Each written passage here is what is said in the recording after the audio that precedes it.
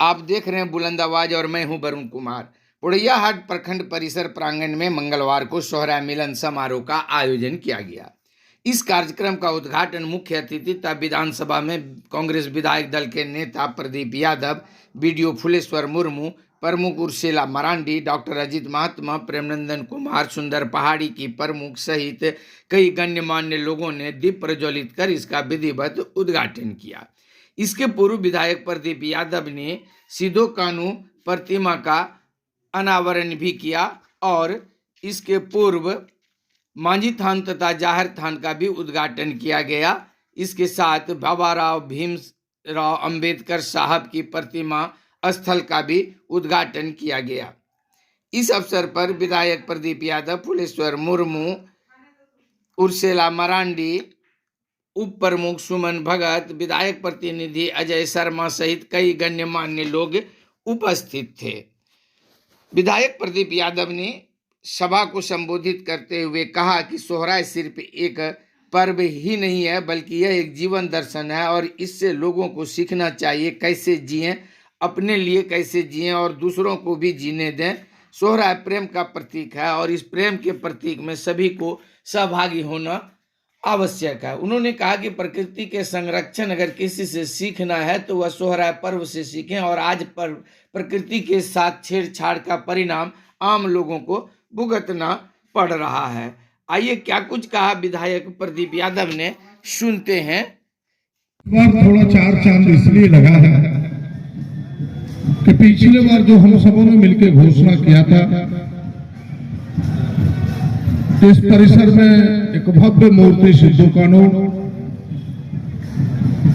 और डॉक्टर भीमराव अंबेडकर का हम सब मूर्ति स्थापित करेंगे। संयोग से डॉक्टर भीमराव की मूर्ति में थोड़ी कठिनाई भी बड़े कद का आ गया था, जिस कारण एडजस्टमेंट उसका नहीं हो पाया, लेकिन सारे नमूने आपके सामने हैं, खाका सामने है।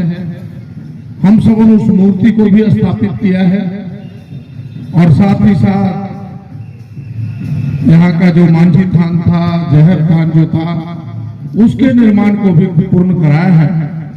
बनाने वाले सारे नौजवान हैं, हम सब तो सहयोगी के रूप में खड़े। उन नौजवानों के लिए एक बार इस समय पर बना, एक बार जोरदार तालियां उन सारे लोगों के लिए बजनी चाहिए कि समय पर उन्होंने पूरा किया। हम सब तो आपके सहयोगी हैं और सोहराय के बारे में सबको पता है कि यह प्रेम का पर्व है। प्रकृति के प्रति प्रेम, वायु बहन के प्रति प्रेम, आदमी के अलावे इस सृष्टि में अन्य जीव जंतु हैं उसके प्रति प्रेम, यानी सबके प्रति प्रेम। और सोहराय केवल एक पर्व नहीं है, यह एक जीवन दर्शन है। जीवन दर्शन का मतलब यह हुआ कि भाई जीने की कला, जीने के लिए हमें सिखाता है यह पर्व कि हम कैसे जिए, बेहतर जीवन अपना जी सके, अपने भी जिए और दूसरों को भी जीने दें।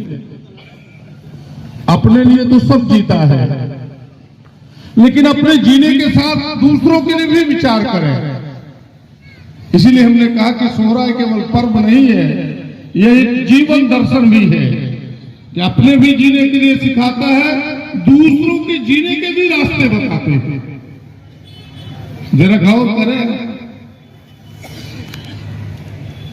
कि अगर पृथ्वी पर हम सब आए हैं, जीना तो हमें पड़ेगा और जीना है तो हमें भोग भी करना पड़ेगा, उपभोग भी करना पड़ेगा। ये हमें मिलता है नेचर से, लेकिन कितना हम लें और कितना नहीं लें, एक मात्रा में लेंगे। ऐसा नहीं कि प्रकृति को उजाड़ करके हम अपना भोग करने लगेंगे, उपभोग करने लगेंगे, सारी चीजों को नष्ट कर देंगे। आज दुनिया तो उसी दिशा में चल रहा है, पूरी दुनिया उसी दिशा में चल रहा है, इसीलिए पूरी दुनिया तबाह है, आज लोग तबाह है। आपने गोड्डा में भी एहसास किया होगा कि पहली बार गर्मी के सीजन में 50 डिग्री टेम्परेचर हुआ हम सबका। क्या हम गलत कह रहे हैं कि सही? बताइए जरा।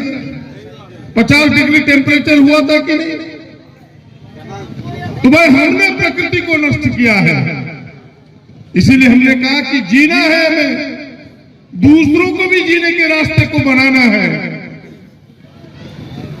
यह दर्शन, यह कहीं सीखना है तो इस सोहरा पर्व से हमें मिलता है कि प्रकृति के प्रेम, अगर प्रति प्रेम रहेगा तो हम दोहन कर सकते हैं। अपने उपयोग के लिए केवल जितनी चीजें हैं उतना ले सकते हैं और प्रकृति को बचाने का भी प्रयास करेंगे। यह तब होगा जब उनके प्रति प्रेम होगा। नहीं था, लेकिन आजाद भारत में डॉक्टर भीमराव अंबेडकर ने आजादी के लड़ाई में जिन पुरखों ने जान दिया, सिद्धो कानो उसके अगुआ थे। सबसे पहले लड़ाई इन्होंने प्रारंभ किया। भले इतिहास के पन्नों में उनका जिक्र कम हुआ हो, क्योंकि हमारी लेखनी हमारे हाथ में उस समय नहीं था। लेखनी किसी दूसरे के हाथ में, कलम किसी दूसरे के हाथ में था। लेकिन आजाद भारत में जो हमें मिला,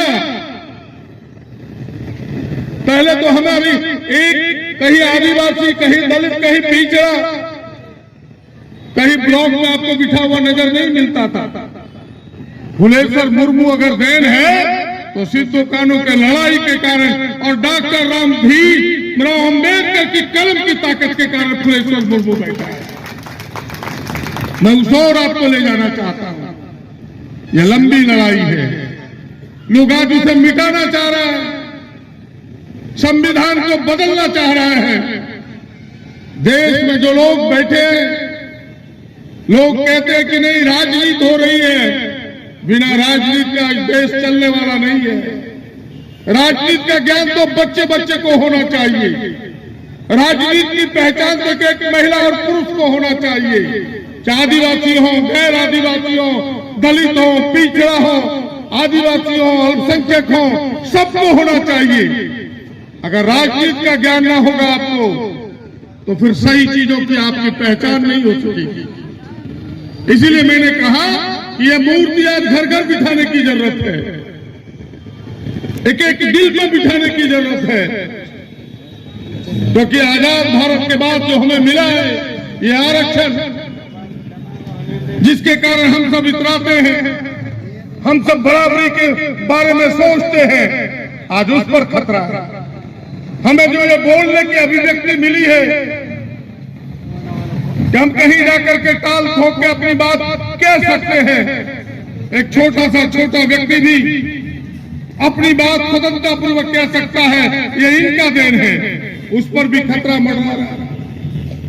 आप सब बड़े हर्ष और उल्लास के साथ इस महापर्व को आज मनाने के लिए आए हैं।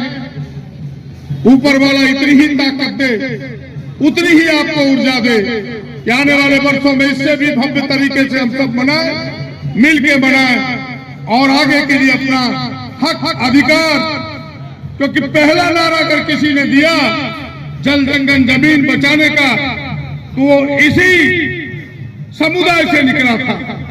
ये हमारा नारा आगे भी बुलंद होता रहे। हम इस पर्व को और जोरदार तरीके से आगे मनाते रहे।